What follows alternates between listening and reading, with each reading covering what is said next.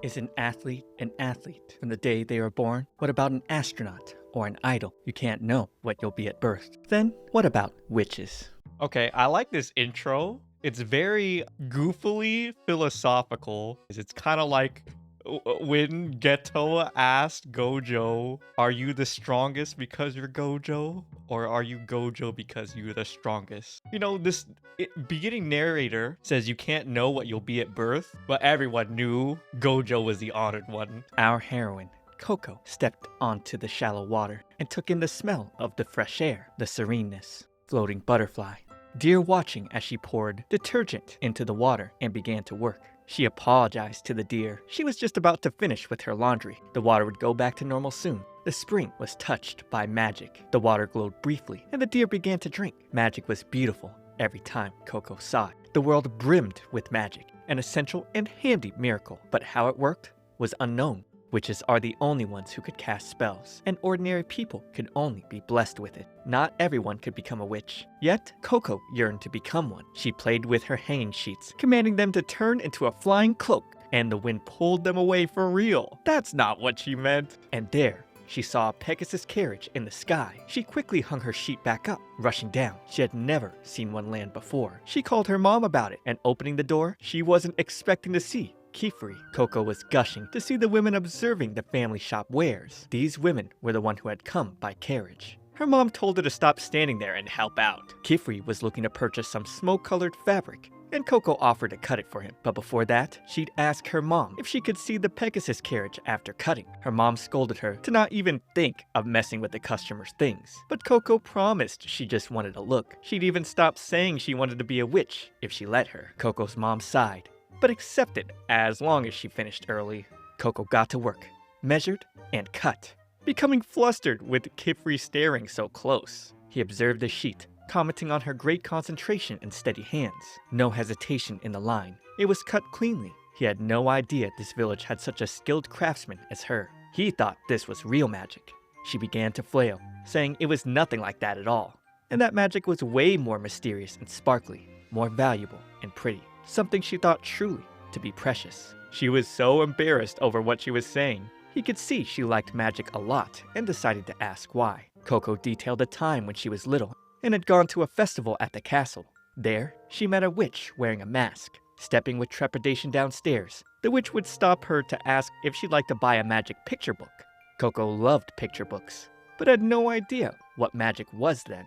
The witch told her magic was a miracle that made the world more vibrant. A Pegasus carriage that soared through the vast sky, an everlasting spring that preserved crystal clear waters, even the cobblestone beneath Coco's feet lighting up as she walked. It was all magic. Coco lit up, looking at the glowing wand. This moment made her love magic. The witch handed her a book and wand. Her mother was surprised she ended up buying that, considering Coco earlier said she wanted roasted strawberries. Coco explained the whole interaction with exuberance. She wanted to grow up and become a witch who could make the world vibrant. Her mom shut her dream down immediately, telling her she couldn't become a witch unless she was born with magical powers. Ordinary people didn't have what it takes. Coco clenched at these words, but then told her mom to look.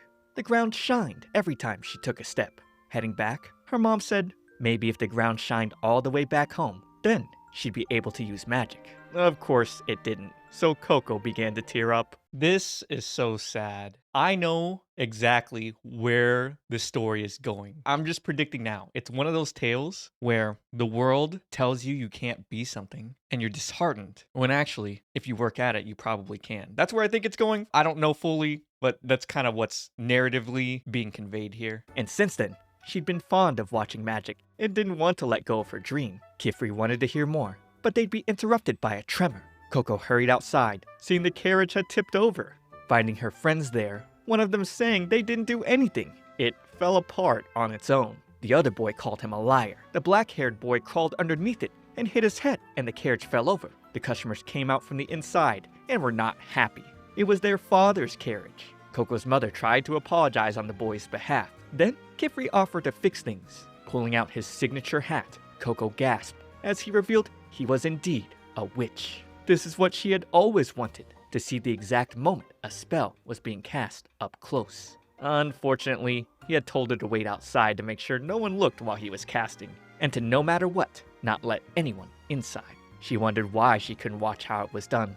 Magic was all over the world, yet normal humans had no idea how it was cast. Witches only knew that secret. She then spotted the boys trying to sneak in, and they ignored her pleas telling them to stop. Instead, she told them to move aside. She also wanted to peek in, but it was completely covered even from the window. The boys got bored and gave up, but then the wind would blow strongly, forcing her to go in. She'd fight herself, trying to stop herself from seeing, but inevitably watched. Kifri drew all over the carriage tablet, with precise markings using a magic pen. Coco now realized spells weren't something you cast with the wand, but instead, something you drew. Kifri told her he was done, and he'd find her panting and out of breath outside the door. The carriage took off with no issues. By the end of it, Coco's mother expressed her relief. She knew her daughter loved magic so much. She worried Coco would say she wanted to go with that witch. The mother lost her husband to illness, so if Coco left her too, she wouldn't know what to do. Coco told her she wouldn't and gave her mother a hug. That night, Coco's mother's worries rang in her mind. She pulled out the wand the witch had given her when she was young and uncapped the tip to see the magic pen. She opened the magic book and saw the patterns drawn all over. Now realizing the wand wasn't just a bonus that came with it, she uncapped the scepter. It was ink and began to draw onto the paper. She'd quickly get bummed out with nothing happening, but when an ink drop connected the final lines, the image lifted in spectacular light, shooting small fireworks before her. She began to hop up and down. She could finally use magic. She moved all over the room, hardly able to contain her excitement. She drew more into the night. Not knowing where Kifri was camping out, Coco's story about the book bothered him. He jolted up when he realized. Coco, meanwhile, had to put out a fire she started, but she was already getting the hang of drawing from the book. Bigger drawings were stronger than smaller ones, and neatly drawn ones lasted longer than sloppy ones. Drawing big and neat was hard. This gave her a great idea. She put a page over to trace. That way, she could draw with neat precision. Finishing her spell, Kifri caught her just in time and dipped out of the house, asking with intense desperation what spell she had just drawn. She didn't know, but screamed out because her mom was in danger due to the explosive light. The ice began to encompass their home, and she shouted at her mom to run. But it was too late. She was completely frozen by forbidden magic. Coco hit Kifri, telling him to let go, but he couldn't because she'd get caught up in it too. She freed herself and free fell, getting caught barely by him, screaming for her mother, but unable to reach. Kifri got them out of danger again, and she wept, saying sorry over and over. He told her, of course she didn't mean to do this. Magic was kept a secret so nothing like this would happen. A special ink and a set of casting spells. It was the one great rule of witches, and now that she's found out, he had to erase her memories. Guys, I know I'm breaking the tension here, but I just want to say this guy basically looks like Wizard Gojo. Has anyone else seen this? She screamed out and begged him not to, but unfortunately, he had to. Coco kept talking, saying she knew what was written in the picture book by heart, and now Kifri was reminded he needed Coco's memories to trace who gave her the book. All they needed to do was to find another copy of the book, and then maybe they could save her mother. He asked her to keep a secret and offered to teach her, but once she knew the truth, it couldn't be undone. This would allow her to keep her memories, and from this point, she would become a witch. Which one of you guys hasn't liked the video or subscribed to the channel yet? Because here on my Shoujo Weekly, I'm covering all the incredible stories that are fun and exciting. Don't have a YouTube account? Well, you better make one or else I'll cast a curse on you. Ooh. So come on, hit that subscribe and I'll be your guy. Coco woke up to the sound of the wind. Kifri was stretching, explaining he had gotten them a Pegasus carriage. He was concerned flying so high must have been cold on her pajamas, but they'd be there soon. He'd point out the window, and she stared in awe at his atelier and the school where she'd be learning at. On foot, Kifri let Coco know he planted guard briar seeds around her house. They'd grow and act as a barrier. Her house was petrified by an unknown spell, so it'd keep people from getting too close. Wizard Gojo turned to see she was upset, and she wept, saying she had promised her mom she wouldn't leave her by herself. Well, she messed that up. Kifri would comfort her, telling her not to be hard on herself. She just didn't know what she was doing. He turned on the lights, telling her to let all her tears out and look ahead. He was quite optimistic about this being her home starting today, and handed her a water orb. She was confused with him casually telling her what it was. However, he only thought about how she needed a change of clothes. and disappeared before she could ask how to use it. Tetia told her not to be afraid. It wasn't a difficult kind of magic to handle, and offered to teach her. The device was apparently called a vapor bubble, a magic that pulled water out of the moisture in the air. Tetia took it and poured, basically like it was a kettle, and with Coco telling her thank you, Tetia lit up. She loved being told thank you, and thanked her back. They began thanking each other too much, and that's when Richie told Coco to just ignore her if she was being too much. Tetia thought Richie was being too mean. She was just trying to help. Coco spotted Richie holding a basket with magic pen and ink, learning the two girls were apprentices under Master Kifri. Oh my god, he really is basically Wizard Gojo. Tetia was somewhat confused, wondering if Coco wasn't a student as well. Coco didn't think of herself as a student just yet. Yesterday was the first time she ever drew a spell. The other two were taken aback, recognizing she was the one who did it. There was a rumor going around about an outsider who used forbidden magic, that they were allowed to become an apprentice with their memories intact. The ominous words were broken by Kifri calling to Coco. He was glad they all got acquainted and told Richie and Tetia to go study in their rooms after helping with the morning chores. He then offered Coco her new clothes. It was what his students wore. He promised to explain it all. With her dressed, he began to tell the story of magic. Long ago, magic wasn't something special. All you needed was a combination of known patterns and specially made ink. However, it sparked conflict time and time again. When humans are given the power to do anything is just what they will do. And so, many horrific spells were created. The few people who still had a conscience turned from conflict and unified as witches to take other people's memories of magic, entrusting the secret only to disciples sworn to protect it. That was the day of the pact. Ever since then, people have been made to believe that magic is a power only a chosen few can wield. If the truth were to spread, the world would collapse into lawlessness once again. Coco apologized for bringing this on herself and asked what forbidden magic was. Kifri said it was magic that was drawn during the age of conflict and banned when the day of the pact came. It was magic for hurting others. Coco ran to him, begging to be taught, to teach her all about magic that she wasn't supposed to use. She was too scared to do anything she didn't know about. He leaned down with gentleness. This was where he usually told his students not to rush things, but he had a harder time not telling her. He'd allow her to follow. As he explained, there were countless forbidden spells, but it was simple when boiled down.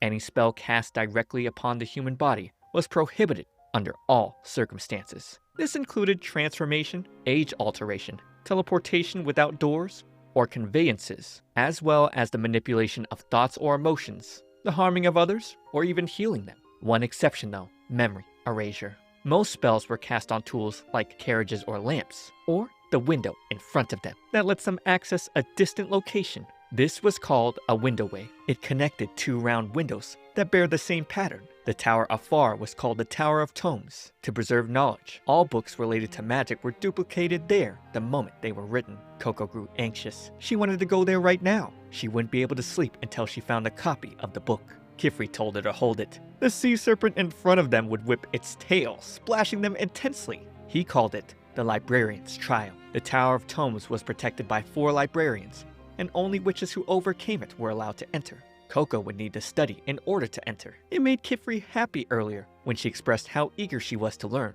It was natural to feel fear, but spells that weren't forbidden were those that could bring happiness to them all. With the window now bringing in a flurry of white flower petals, he told her to perhaps learn gentler spells. That's how he felt.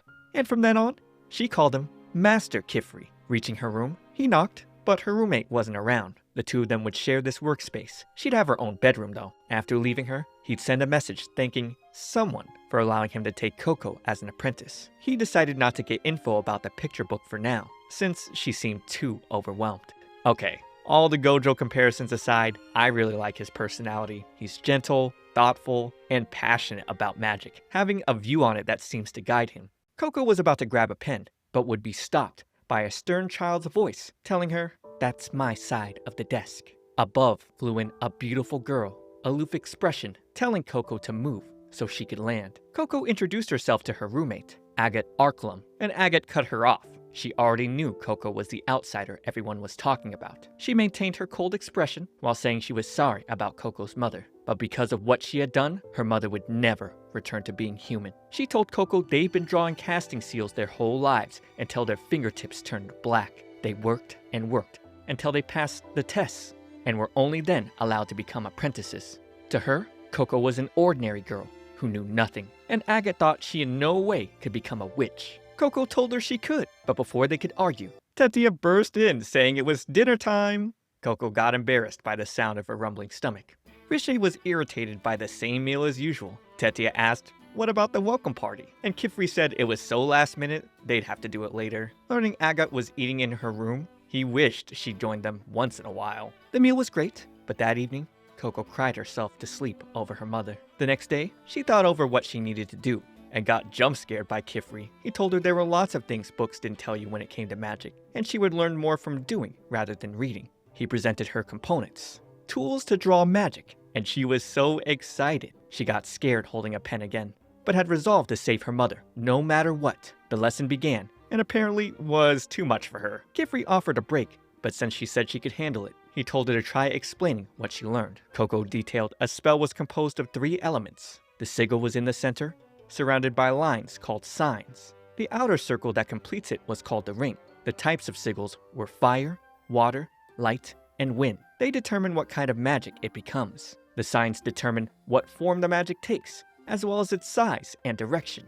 Lastly, when the outer ring is completed, that locks the seal into place and activates the spell. Coco was barely keeping up with just memorizing everything. Hearing her determination, Kifri liked her spirit. She crumpled her paper because it was sloppy, but he told her not to throw it away. She begged him not to look at it because it was so wobbly and messy, and he told her of course it was. She was just learning, but there was something else she needed to pay attention to. The fact her ring wasn't connected. A spell wouldn't activate unless it did. He lifted her hand, telling her it was natural to be unsteady when you're learning how to use a new tool. She was like a newborn foal, just learning to stand, and would soon get used to it and be running around freely in no time. He had her connect the line, and it shot water straight at Agate. Coco felt so bad, especially because she ruined Agate's circle and tried to dry it off by flapping her uniform. She's so goofy.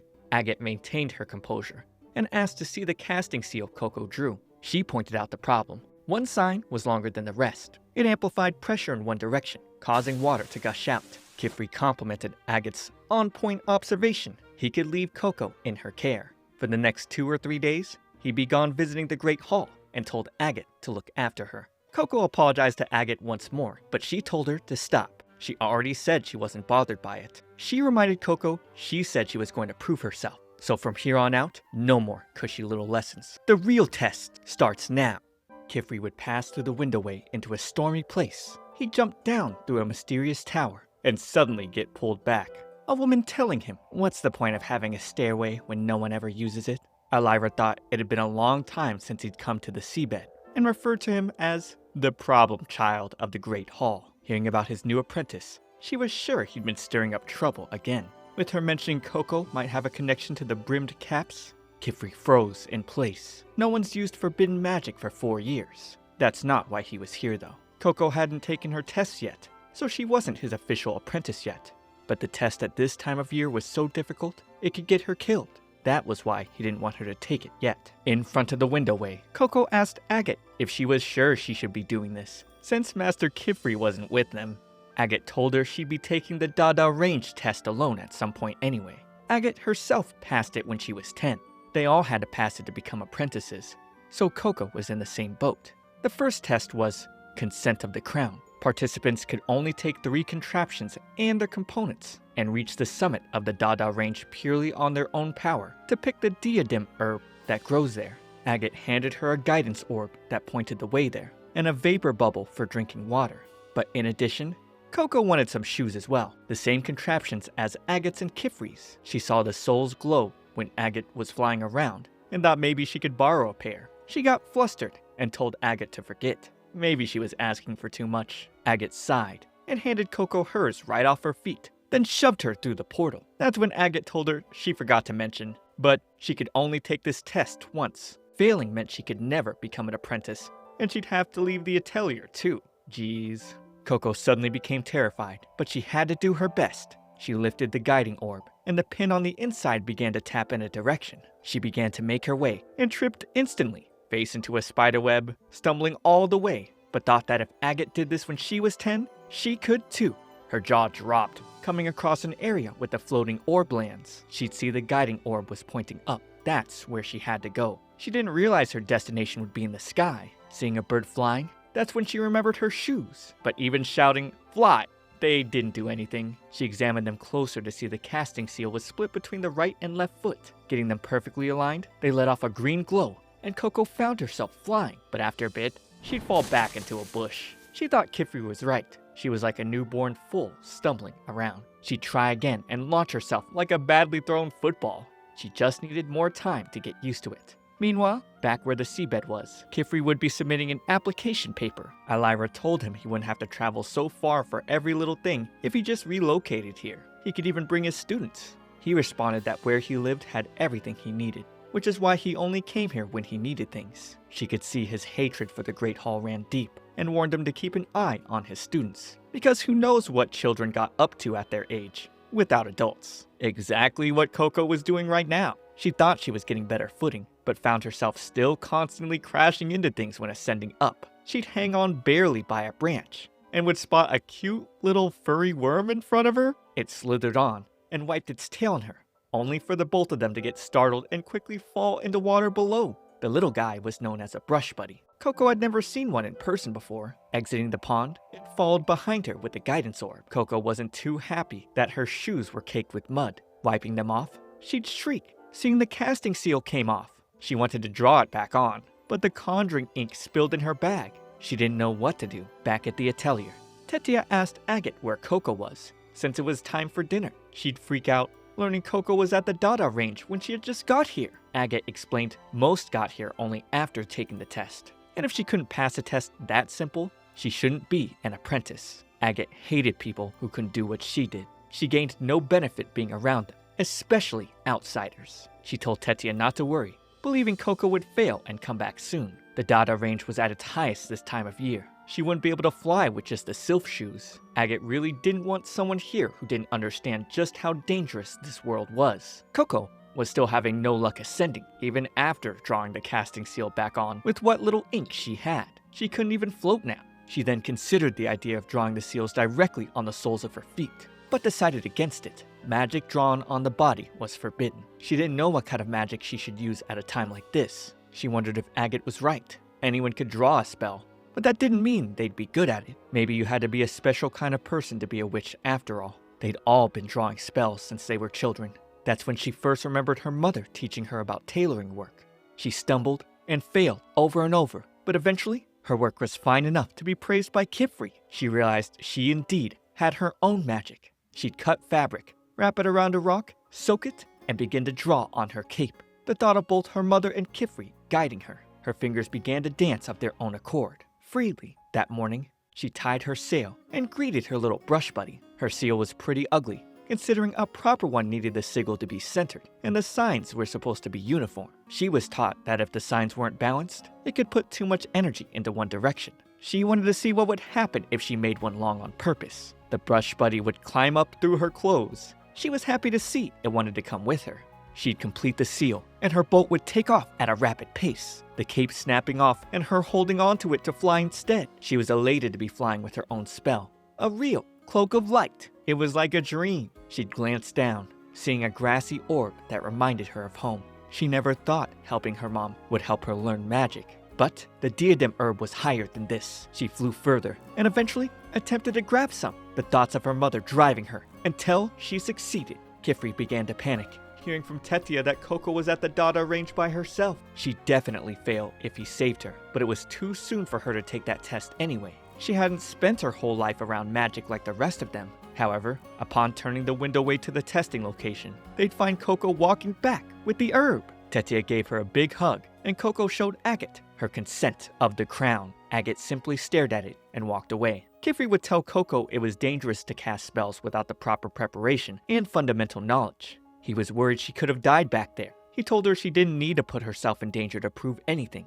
She was already his apprentice. He handed her what he had gone to get, her proof that she was a witch. The uniform represented a shackle atop their heads to remind them they should never abuse magic. He told her to take good care of it. But back at the range, the mysterious mage uttered, "The seed has sprouted."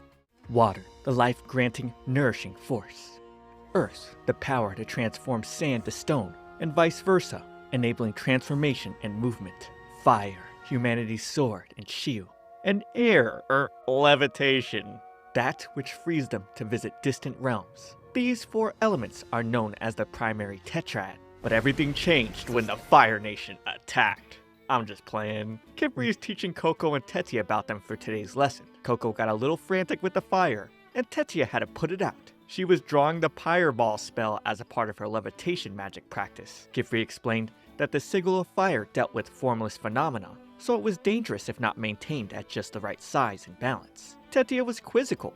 She'd fly up, as she brought up the assumption Coco had already mastered levitation magic at Dada range. She'd fly all around, zooming all over the place. But of course, Coco ended up ruining the sylph shoes Agate lent her at the time. She wanted to fix them up before returning them. She's finished everything except the casting seal on the soles, because her lines kept coming out wobbly. Kifri considered the idea that the pen Coco was using wasn't right for her. Different people needed different weights and grips, and this was one of his old ones. With him mentioning they should let her pick out a new one, Tetia got excited, telling her they should go to the Magic Stationers. This was the art supply store. A total dream place for Coco. Kifri and the girls would fly off together until they reached Calm, the township of the Marshwoods. It's also the closest witches' town to where the atelier was. They'd descend, and Coco marveled over the various witches conversing all over town. To protect the city from moleworms in the marshwoods on the far bank, the witches built part of the sandbar into an island to support a watchtower. They eventually gathered here,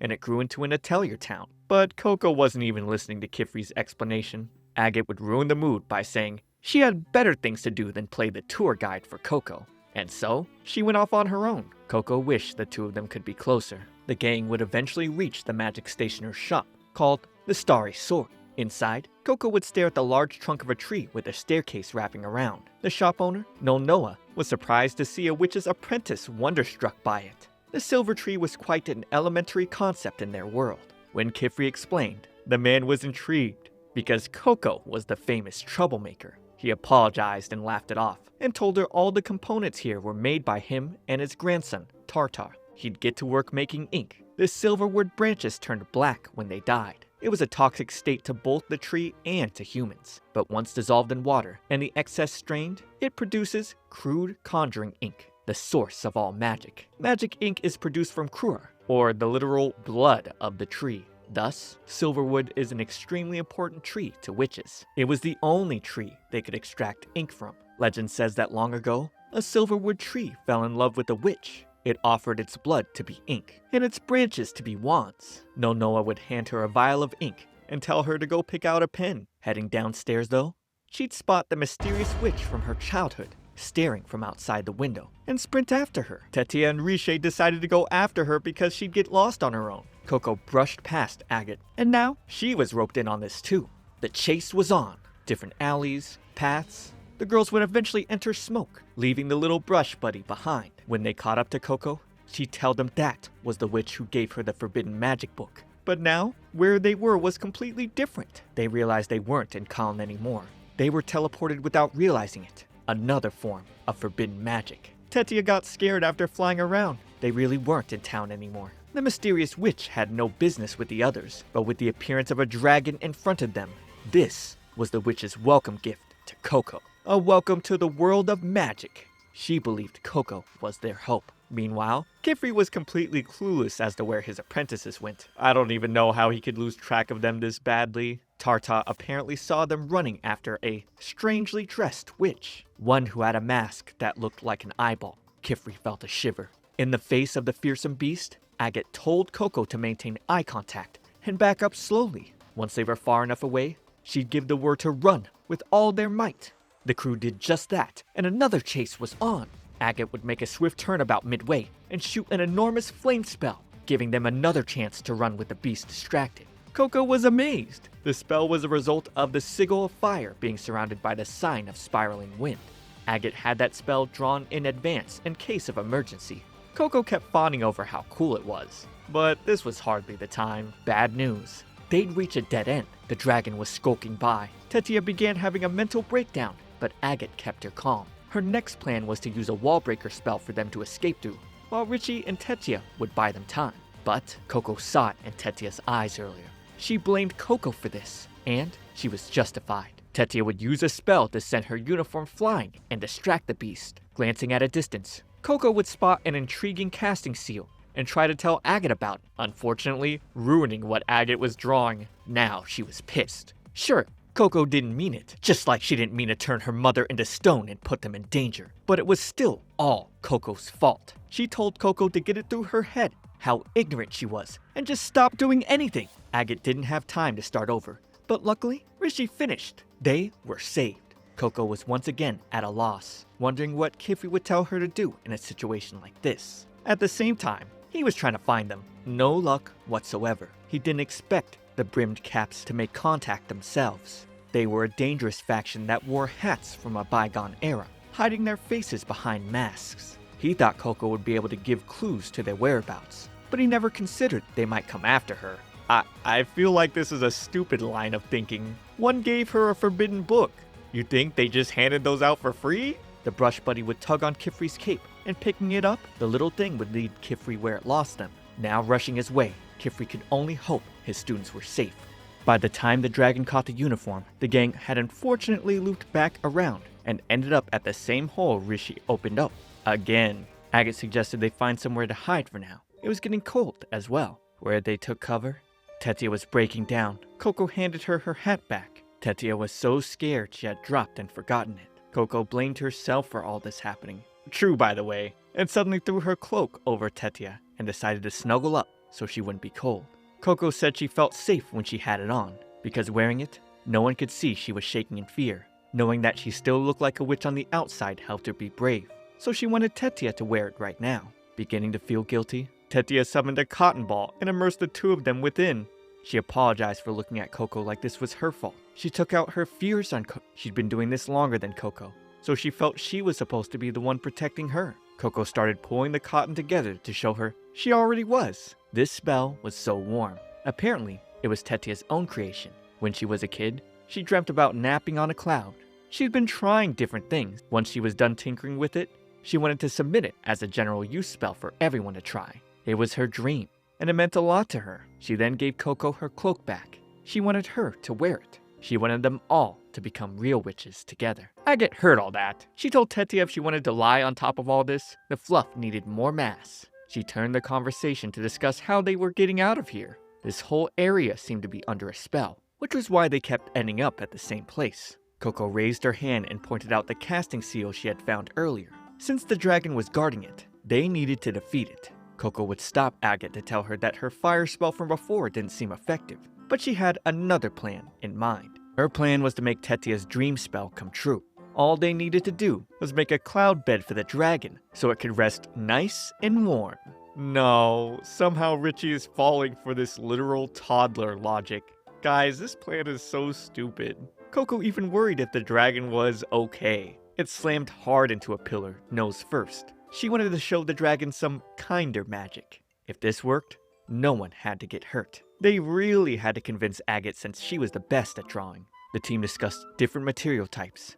Something as fluffy as a cloud, but with proper substance. Something that could withstand a dragon's weight. They suggested paper, cloth, hair, but ultimately needed material that already existed here. That's when Agate finally concluded sand. They could create a very fine sand by busting up the walls and floors. The more signs drawn to the seal, the finer the sand it would produce. Richie got to work, handling the tiny seal drawing with gusto. Tetia was in charge of an enveloping spell that would keep the sand in place, and Coco was told to do nothing, since she wasn't skilled enough to be trusted with spell drawing yet. But of course, Agate doesn't understand Coco is the main character, so she's gotta poke her nose anyway.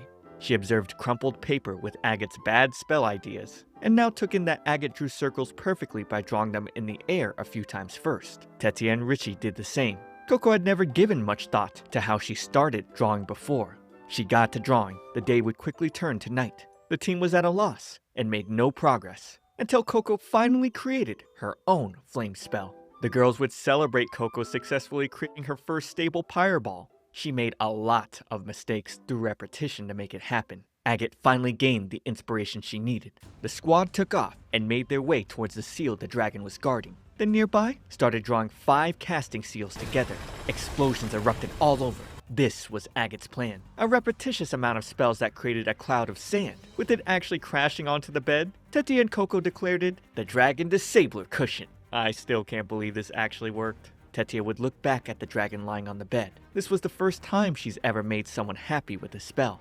She never knew it could bring so much joy. Arriving at the strange casting seal, the crew wondered if Kifri knew about it. The brush buddy had led him to where the girls disappeared. Tartar would check the floor, mentioning to himself he thought this alley was paved. With Kifri knowing brush buddies were drawn to conjuring ink, he found a seal and quickly rushed to get the boy out of the alley. He had his own troubles to deal with because on the other side, Tetia broke the casting seal.